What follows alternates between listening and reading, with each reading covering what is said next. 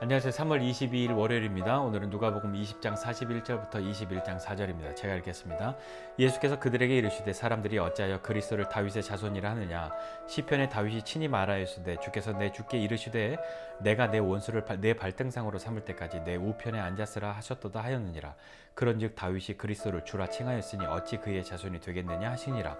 모든 백성이 들을 때에 예수께서 그 제자들에게 이르시되 긴 옷을 입고 다니는 것을 원하며 시장에서 문안받는 것과 회당의 높은 자리와 잔치 윗자리를 좋아하는 서기관들을 삼가라. 그들은 과부의 가산을 삼키며 외식으로 길게 기도하니 그들이 더 엄중한 심판을 받으리라 하시니라. 예수께서 눈을 들어 부자들이 헌금함에 헌금 넣는 것을 보시고 또 어떤 가난한 과부가 2렙돈 넣는 것을 보시고 이르시되 내가 참으로 너희에게 말하노니 이 가난한 과부가 다른 모든 사람보다 많이 넣었도다. 저들은 그 풍족한 중에서 헌금을 넣었거니와 이 과부는 그 가난한 중에서 자기가 가지고 있는 생활비 전부를 넣었느니라 하시니라. 아멘. 예수님께서 대제사장, 서기관, 바리새인 이런 사람들과 논쟁을 펼치고 있는 과정 속에서 예수님 또 말씀하십니다. 이제 예수님이 그들에게 물으시는 거죠. 사람들이 어찌하여 그리스도를 다윗의 자손이라고 하냐? 어찌하여? 왜 그렇게 하냐가 아니라 어떻게 그렇게 하지? 라고 물으신 거예요. 그러면서 시편 110편 말씀을 인용하십니다. 다윗이 그리스도를 주라고 부르는 것을요. 그런데 다윗이 그리스도를 주라고 불렀는데 어떻게 그의 자손이 되지? 라고 물으신 거예요. 자, 이건 당시 말씀을 대하고 그 말씀을 해석하고 말씀을 가르치는 사람들에게 물으신 겁니다. 인간적으로 생각해 보면 자기의 후손이 자기의 주가 되는 것, 이거 쉽게 납득이 될 만한 일은 아니잖아요. 그런데 어떻게 그 일이 됩니까? 다윗의 후손으로, 다윗의 자손으로 이 세상에 인간으로서는 그렇게 오셨지만 신으로 오신 그 예수님이 완전한 인간과 신으로 오셔서 하신 그 일이, 죄 없으신 그분이 하신 일이 우리의 구원을 위해서 십자가에 죽으시고 부활하시고 승천하셔서 하나님 보좌의 우편에 앉아 계신 것을 통하여 주가 되셨지 않습니까? 그래서 다윗의 주님도 되시는 거죠. 우리가 그분을 따르고 섬기고 살고 있습니다. 그 예수님을 따르고 섬기는 사람들에게는 기준이 있습니다. 어떤 기준일까요? 적어도 그리스도인 그들은 어떤 삶의 기준을 가지고 살아야 할까라고 할 때에 그 기준은 성경이죠. 하나님 말씀입니다. 그 기준대로 사는 것이 어렵고 힘들다 하는 것이지 그 기준이 없다는 건 아니잖아요. 그 기준대로 삶을 살고 그렇게 따라가야 하지 않겠습니까? 어렵더라도요. 오늘 그런데 예수님이 이 말씀을 모든 사람들이 듣고 있을 때에 특별히 제자들을 향해서 뭔가를 말씀하시는데요. 너 이런 서기관들은 삼가해야 돼. 주의해야 돼. 조심해야 돼. 멀리해야 돼. 라고 말씀하십니다. 어떤 사람이냐면 긴 옷 입고 다니는 것 원하고 시장에서 문안받고 회당의 높은 자리, 잔치 윗자리를 좋아하는 서기관.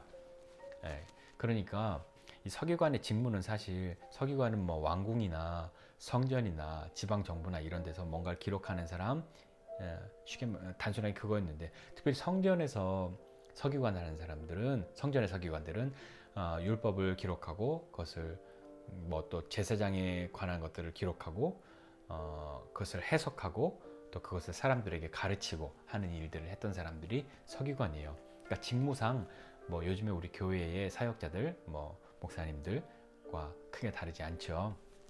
제자들에게 말씀하신 거예요. 너네 조심해야 돼라고요. 저 예전에 나름 돌아다니는 사역, 이렇게 음악 사역 할 때 무대나 이런 어떤 집회들을 많이 하다 보면 어떤 경우가 있냐면 원래 저보다 되게 크게 여김받고 원래 저보다 굉장히 높임받는 그런 일들이 있습니다. 처음엔 그게 너무 어색하고 너무 황송하고 너무 맞지 않는다고 생각해 손사래를 치는 시간들이 많았는데 어느 날은 그냥 있었죠. 뭐 나만 아니면 되지 하고 생각했는데 그런 대우들을, 그런 역임들을 받다 보니까 그걸 은연중에 즐기게 됩니다. 그리고 더 나아가서 조금은 바라게 되고요. 전처럼 해주지 않으면 서운하게 생각하고요. 그렇게 되더라고요. 별것 아닌 거 하면서도 그랬는데 진짜로 유명해지면 어떻게 되겠습니까? 뭐 그렇잖아요. 어느 날 갑자기 벼락 스타가 된 사람들, 무명 가수였다가 갑자기 스타가 된 사람들, 뭐 변했다 이런 얘기 하는 거, 그럴만 하기가 쉬워서 그렇습니다. 자기를 지킨다는 건 어려워요. 엄격한 자기의 기준을 가지고서 살지 않으면 지키기가 어렵습니다.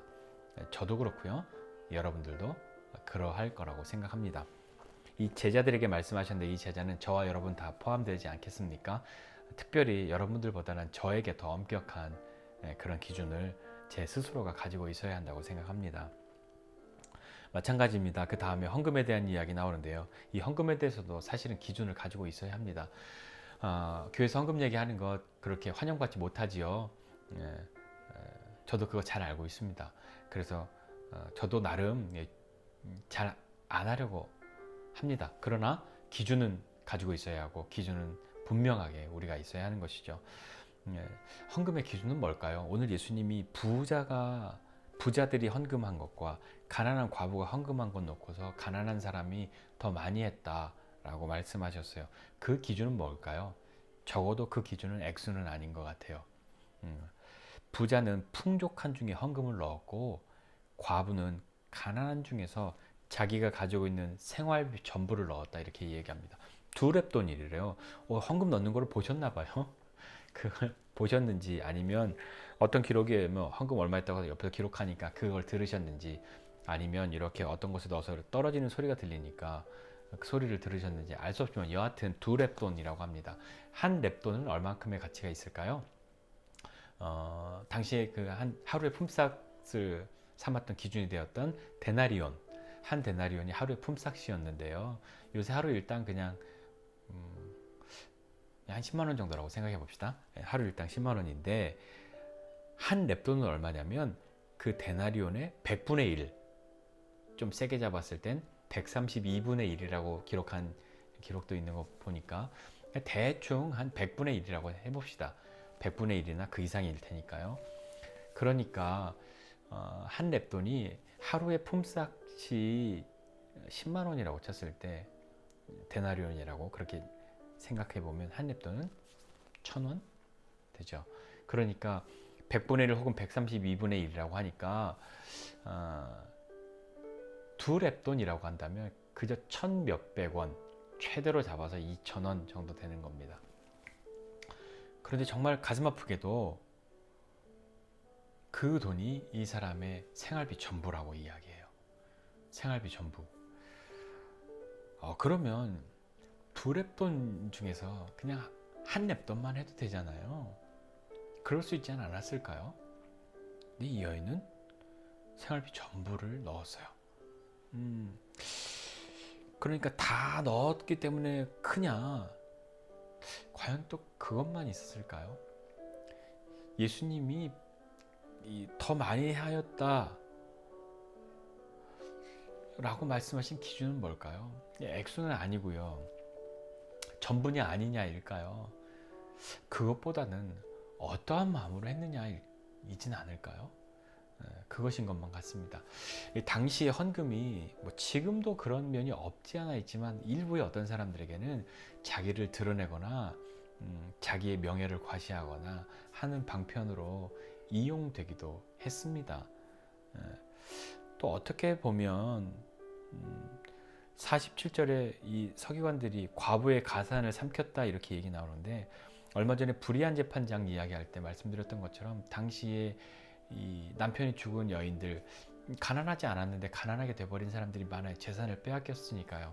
뭔가 조작되어진 그런 것을 가지고 그렇게 빼앗겼는데 항변할 기회가 없고 되찾을 기회를 잃어버린 거예요. 권리를 행사를 못하게 되는 그것 때문에 탄원하는 그 여인의 이야기를 하지 않았습니까? 어쩌면 예수님의 이 이야기에 나오는 이 과부가 47절에 재산을 빼앗긴 과부였다면 어떨까 하는 생각을 해봅니다. 이 사람 만약에 그렇다면 헌금할 수 있을까요? 적어도 우리도 이런 일 있지 않습니까? 제 지인들도 그런 사람들이 여럿 있었는데 여럿 지금도 있는데 교회 목사님한테 너무 실망했기 때문에 헌금하지 않아요. 내가 헌금했더니 목사님이 자기 마음대로 써, 자기를 위해서 써, 그것 때문에 너무 실망해서 이럴 바엔 내가 헌금 안 하지 하고 헌금하지 않습니다.